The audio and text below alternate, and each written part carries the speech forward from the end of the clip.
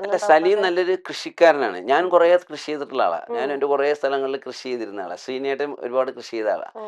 അപ്പോൾ പക്ഷെ നമ്മൾ ചെയ്തതിൽ കുറച്ചൊക്കെ വന്നിട്ടുണ്ട് ചാനലിലും പത്രത്തിലൊക്കെ. പക്ഷെ ഞാൻ അതിന് വലിയ പബ്ലിസിറ്റി കൊടുത്തിട്ടില്ല. അപ്പോൾ എനിക്ക് കൃഷി ചെയ്യുന്നതെന്ന് പറഞ്ഞാൽ അതിങ്ങനെ ചെടി നട്ട് അതിങ്ങനെ വളർന്ന് പൊടിച്ച് വന്ന് വലുതായി വലുതായി വരിക എന്ന് പറയുന്നതിൻ്റെ ഒരു വലിയൊരു കൗതുകമുണ്ട്.